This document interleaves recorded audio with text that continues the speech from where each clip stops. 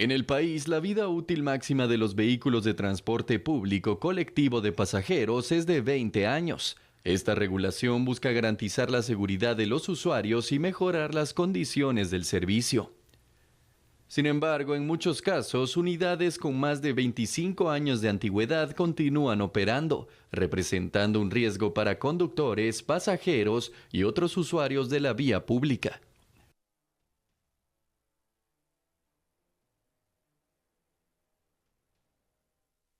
Especialistas advierten que los vehículos deteriorados pueden sufrir fallas mecánicas, aumentando la posibilidad de accidentes. Mientras se buscan soluciones, miles de guatemaltecos dependen diariamente de un sistema de transporte que en muchos casos opera con unidades que ya superaron su vida útil. Mientras se buscan soluciones, miles de guatemaltecos dependen diariamente de un sistema de transporte que en muchos casos opera con unidades que ya superaron su vida útil, desencadenando tragedias con saldos fatales.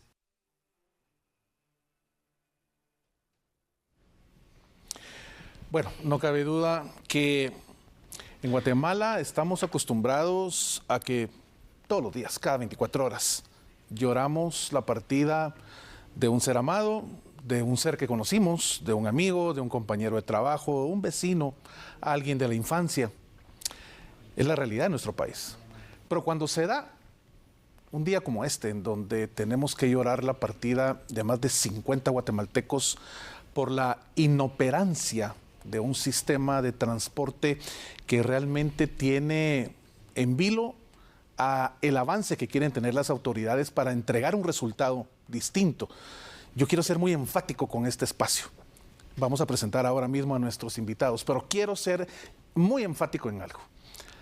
Acá estamos hablando que por mucho que querramos un cambio, que por mucho que querramos el planteamiento de una modificación a una ley que data desde 1946, ¿cómo podemos generar cambios en un país en donde el sistema está tan enraizado de no querer que se den los cambios?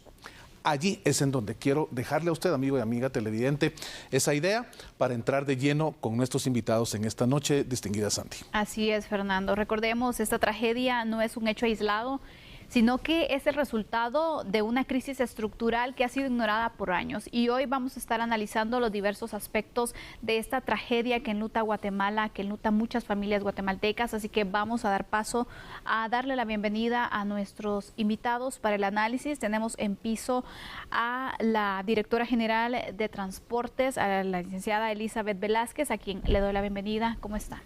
Bienvenida. Buenas noches, muchas gracias. Licenciada, es un gusto y un honor tenerla con nosotros. Y por supuesto, también le damos la bienvenida vía Meet, Google Meet, al licenciado Edgar Guerra de la Procuraduría de los Derechos Humanos. Distinguido licenciado Guerra, gracias por estar con nosotros también. Feliz noche, gracias Fernando, Sandy, feliz noche. Muchas gracias. Realmente voy a empezar con la licenciada Velázquez. Licenciada, estamos ante un sistema que procura un cambio. Sé que usted está allí tratando de pelear con esos monstruos que traen décadas y décadas de no querer un cambio. Y son una diversidad de personalidades las que vamos y podríamos identificar. Pero, ¿qué hacemos para ya no despertar con noticias como esta que nos dejaron a los guatemaltecos en vilo y con el luto a flor de piel? Adelante. Muchas gracias. Fue efectivamente un despertar de luto, de duelo, y ha sido todo el día de dolor, de verdad, y de empatía con la gente que está sufriendo por esta tragedia ocurrida el día de hoy. Pero es realmente un llamado a la conciencia de todos los que estamos involucrados, porque definitivamente, usted lo está diciendo bien, Fernando, una sola institución no va a poder. Por mucho esfuerzo que pongamos, nosotros necesitamos, como sistema del que se trata, que es un sistema de transporte extraurbano, necesitamos del involucramiento y de la buena voluntad realmente de todos los interesados. El usuario directo de la Dirección General de Transporte es el transportista, pero yo, por medio del servicio que le brindo a ellos, llego a toda la población.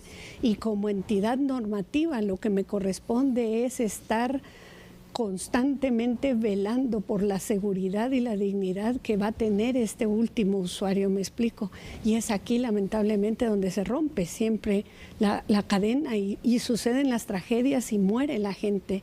Entonces es un llamado a la conciencia, tenemos un deber moral, no digamos legal, de actuar en aras de lograr un marco legal, Fernando, que sea realmente conteste y consecuente con la actualidad de hoy.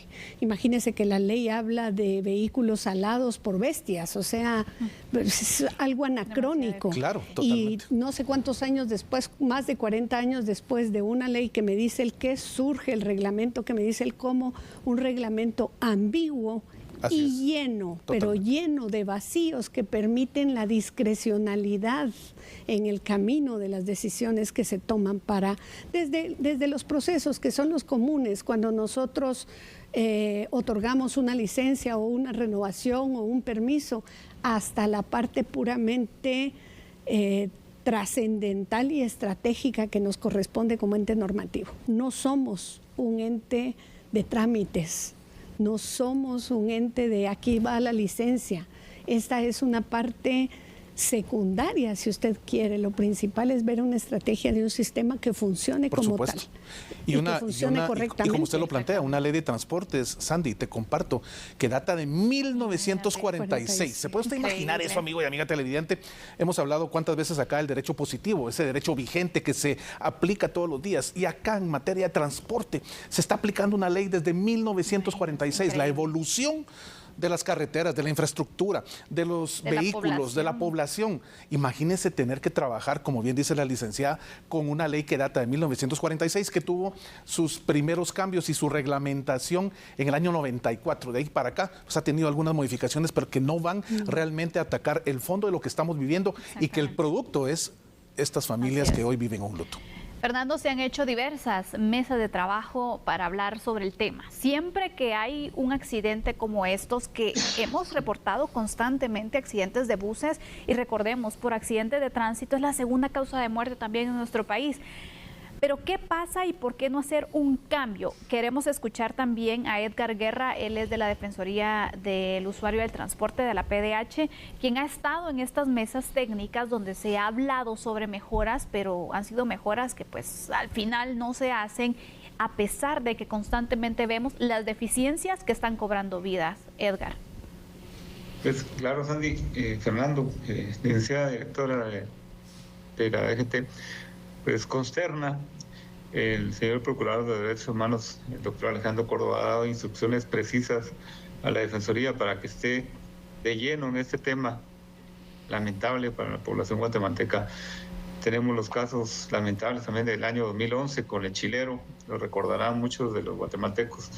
Luego el caso de San Martín Jilotepeque, donde perdieron la vida 51 personas, el chilero 54. Hoy lamentamos 55 pérdida de vidas humanas, y poco ha cambiado realmente la situación del transporte, más bien ha empeorado el riesgo en que viajan los guatemaltecos en los diferentes tipos de transporte, todavía acentuado más con el tema de la pandemia COVID-19, con la reactivación del transporte colectivo. Ese ha sido el panorama triste que afrontan los guatemaltecos al viajar en esas cajas de la muerte prácticamente, en donde no se quiere entender que van personas, van vidas humanas, y el Estado de Guatemala debe entender de una vez por todas que la razón del sistema de transporte público son los usuarios, no son los transportistas, no es la DGT, no es Provial, no son los pilotos o conductores, no son los ayudantes, es el usuario de transporte colectivo. Creo que ahí se ha perdido mucho esa mística de hacer las mejores prácticas en beneficio del usuario final. En ese sentido, el transportista es un medio que el Estado de Guatemala le brinda para que pueda pues, tener un negocio y que pueda prestar un servicio de acuerdo a las condiciones que le da el Estado. Y el licenciado Fernando Pereira sabrá, como abogado, pues, que es un servicio, como repito, público, que deben respetar también la reglamentación. Lamentablemente, no ha habido cambios de la ley de transportes del año 46, que realmente fue un producto del gobierno del señor presidente, del papá del señor presidente actual, Leonardo Arevalo, en donde pues esperamos que él, en esa mística de trabajo y continuidad del trabajo de su papá, pues en beneficio del pueblo de Guatemala, pues haga algunos cambios importantes, como el fortalecimiento institucional tanto de la Dirección General de Transporte como de Provial. Y vale la pena decirlo, lo hemos hablado con la señora directora Velázquez, en el sentido que la DGT, lamentablemente, con 9 inspectores, poco puede hacer, aunque tenga la buena disposición para poder controlar y regular los 23,000 autobuses registrados que hoy por hoy operan a nivel nacional, y una cantidad similar que podrían ser, no se tiene el dato de certeza, 20,000 vehículos entre autobuses, microbuses y pick-ups que operan similar al tema de transporte urbano, a pesar de que hay una legislación, que es el decreto 45/2016, que ya tipifica como un delito la explotación de transporte colectivo sin autorización. ¿De qué estamos hablando? De vidas humanas, en donde debiera de poner el Estado todos sus recursos, o la buena parte de sus recursos, para poder resolver este problema que afecta más o menos a 7 millones de personas guatemaltecas que utilizan diferentes sistemas de transporte diariamente en función de su derecho a la vida y a la dignidad. Definitivamente me quedo con ese concepto que está usted compartiendo, cajas de la muerte. No encuentro otra manera de poder definir lo que está sucediendo en el país. Cajas de la muerte, pick-ups de la muerte, vehículos de 4 ruedas adaptados para que sean cajas de muerte. Y la pregunta es para la licenciada Velázquez. ¿Qué hacemos para que esta actuación tan laxa por parte del Estado, tan débil, pueda tener un cambio sustancial y poder entonces entrar a cambiar de raíz esto que estamos viviendo y que vemos en las carreteras y las calles? Buses de más de 25, 30, 40, 50 años de estarse utilizando, naturalmente son buses que van a meter a lugares, a caminos que no son los adecuados para el sistema de suspensión, los shocks, que vemos buses con turbos para que tengan una aceleración mucho más fuerte de la que normalmente un bus debería correr en una carretera. Entonces, ¿qué hacemos para que realmente esa ley, esa mano extensible del Estado para aplicar la norma jurídica pueda tener un cambio verdadero, licenciada? Definitivamente, Fernando, este es un tema de todos. Primero que todo, el involucramiento y ponernos de acuerdo hacia dónde queremos llegar. El tema de los benditos 25 años está regulado en el reglamento y dice que un bus no debe garantizarse, no debe autorizarse para circular después de los 25 años. Sin embargo, el propio reglamento da un periodo de 5 años de gracia para que por una única vez, dice ahí, se pida una nueva renovación. Y la renovación es por 10 años. De tal manera que si un transportista, su vehículo cumple 25 años, espera el último año de los 5 de gracias, ya lleva 30 y ahí pide la única extensión, va a andar un bus circulando de 40 años, claro, sirviendo para la población. Sin embargo, yo quiero ser muy enfática. Se ha comprobado, hicimos hace poco, uno de los asesores de la DGT hizo un estudio, un análisis de derecho comparado, y él decía que no necesariamente los años de un vehículo es lo que priva, digamos, en su servicio, en su utilidad o no. Claro. Puede ser que un bus mucho más reciente, dependiendo de si no le hicieron el mantenimiento adecuado, dependiendo de si lo corrieron demasiados kilómetros, dependiendo de las carreteras en las que anduvo, puede estar en peores condiciones que un vehículo antiguo. En ese marco nosotros tenemos, desde que su servidora ingresó y tiene la administración de la DGT a su cargo, que eso hace 4 meses, el señor viceministro Suriano ya había implementado mesas con transportistas para tratar los temas, digamos, que más urge atender. Y con los transportistas de transporte de personas es el tema precisamente de los 25 años. Lo más fácil, porque a mí me llegaron propuestas, mire, es bien fácil modificar la ley, quítelo de los 25 años y solo así deje que los vehículos perduren para toda la vida, porque se supone que el transportista garantiza que las condiciones del vehículo sean las buenas. ¿Y cómo me la garantiza a mí? Porque el reglamento así lo dice, por medio de una declaración jurada. Claro. Y así me dice que el carro funciona bien. Para hacerlo responsable. Entonces, nosotros vamos mucho más allá. Y repito lo que decía en el primer espacio, o sea, mi deber es velar por la seguridad y la dignidad del usuario final. Claro. Entonces nosotros ya presentamos una propuesta y la tenemos planteada sobre la mesa. Ok, quitemos los años de los vehículos, pero a cambio de eso, garantícenme con lo que se llama certificado de funcionalidad que el vehículo está en óptimas condiciones. Y eso no va a ser cada 10 años que se venza la licencia, claro, sino que tiene que ser en periodos mucho más cortos, por porque supuesto. en 10 años yo pude autorizar un carro en buen estado que 10 años posterior está inservible. Claro. Entonces, tenemos que ir jugando las opciones, me explico, de hacer que realmente por medio de métodos o de herramientas que sean viables en este país, que permitan que cada uno de los involucrados asumamos nuestra parte de corresponsabilidad que tenemos, que pueda hacer funcional realmente el sistema. En esa negociación estamos, pero a la par y alrededor, de manera tangencial, si usted quiere, me urge como deber moral, repito, actualizar las normas. Claro. Definitivamente. Y una es un decreto y otra es un acuerdo gubernativo, pero debemos ir de la mano, sentarnos Unificar esa con una voluntad de lograr lo que usted decía al principio. O sea, no podemos seguir viviendo en un país donde esto ocurra. Pues, totalmente de acuerdo. Y bueno, es la actualización de la norma y también la lucha de esfuerzos y el presupuesto para que sea viable. Porque aquí el punto es, bueno, vamos a tener diversas propuestas, lo que usted pues indicaba, ¿verdad? Que ya está dentro de los proyectos que están proponiendo, y yo quisiera escuchar ya para ir como finalizando con este tema también a Edgar Guerra respecto a cómo hacer eficiente también la ley, que si se hacen las modificaciones se puedan ejecutar y no quede solamente como un papel, sino que sea de verdad ejecutable. Hay países en los que todos los años tienen que estar en revisiones y si no pasa esa revisión, el vehículo no puede circular. No hablamos del transporte público, que debería ser una supervisión mucho más rigurosa porque está transportando cuántas personas, cuántas vidas. ¿Cuál es la propuesta que ha hecho la PDH en esas mesas respecto a poder mejorar esta situación, establecer controles? Porque cada vez que existe un accidente de tránsito, lo primero que dicen es que se me fueron los frenos, pero no es responsabilidad del transportista de estar pendiente de la situación mecánica de la unidad. Edgar, quisiera escuchar sus conclusiones, por favor. Nos hemos dado cuenta cabalmente que una mala práctica que hacen algunos conductores, que ahora derivado del tema de las extorsiones han disminuido la calidad de estos conductores de transporte colectivo, manejan, para ahorrar un poco de combustible, manejan desconectados y después pues ahí viene la excusa o la explicación de ellos que se le fueron los frenos, o van sobrecargados, que es una realidad.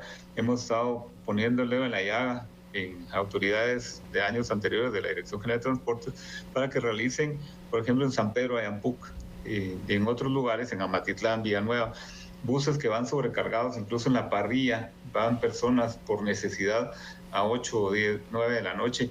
Es otra de las recomendaciones que se han girado hacia las instituciones, hacia los funcionarios de turno, para que realicen operativos de verdad, pero en horario, no de oficinas, en horario donde el guatemalteco viaja en ese riesgo, que sería a tempranas horas de la mañana, de madrugada, de 4:30, 5, 6, 7 de la mañana, y en la tarde-noche, que también es donde más se registran hechos de tránsito, de transporte colectivo, y donde más se violenta la ley. Aquí desde cumplimiento de la ley son varios aspectos. La solución sería, pues, en una medida, proveer de recursos, o que consigan los recursos los transportistas o porteadores para poder hacer la renovación de los vehículos. Aquí no es el tiempo de los 30 años, 40 años, que estamos hablando de que ellos no tienen posibilidad en ese momento de realizar esa inversión. Y ahora, yo se los decía en la mesa técnica a ellos, a los transportistas, que viene la ley de competencia, que en alguna medida pues podrá poner un poco en presión a los transportistas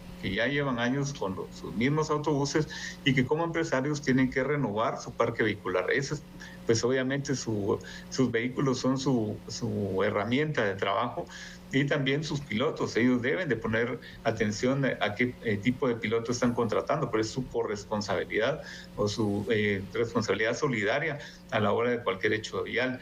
Y el tema de los seguros también, que hay que hablarlo, que también deben de pagar y hacerse responsables de las víctimas de la reparación digna del daño.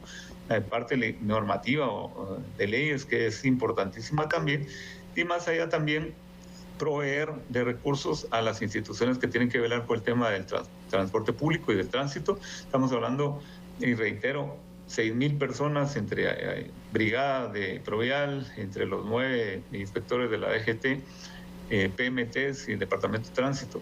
6,000 personas para poder tener el control o la rectoría de 5.700.000 vehículos a nivel nacional. Obviamente no se está haciendo lo correcto, la ruta adecuada para poder resolver el tema de la segunda causa de muerte violenta en Guatemala, que son los hechos de tránsito. Bueno, realmente cuando uno escucha estos números de la cantidad de personas que están involucradas para controlar este caos, esta selva en donde pareciera que el pensamiento y la línea conductual existe una ley, pero yo no cumplo la ley. Y entonces hasta que esa mentalidad no cambie, el país definitivamente no va a tener ese cambio, Sandy. Así es, vamos a ir cerrando con este tema, pero quiero escuchar las conclusiones de la licenciada, la directora general de la DGT. Ya tenemos poco tiempo, licenciada, pero quisiera escuchar sus conclusiones sobre este tema. Bueno, en primerísimo lugar, Sandy, mandar un mensaje a todas las personas, las familias, deudos de quienes fallecieron hoy, y decirles que nuestra voluntad, nuestra intención y nuestro sentimiento es ser leal a nuestro mandato institucional que nos manda a ser rectores de este tema y actuar en aras de que estas tragedias no sucedan en nuestro país. Y reitero, nuestro afán es erradicar todos aquellos temas negativos que puedan incidir en que esto siga ocurriendo. Ya lo hablamos, leyes anacrónicas, ya lo hablamos, ausencia de métodos para realmente hacer viable la actualización de los buses, pero no hemos dicho todavía voluntad, erradicación de corrupción, ausencia de malas prácticas. Todo eso es también un sistema que debemos dirigir. Esta institución es la rectora, perfecto, pero están los transportistas como usuarios y está el apoyo valiosísimo de instituciones como la PDH, como las PMTs, como Provial, como las PNC, o sea, somos un sistema.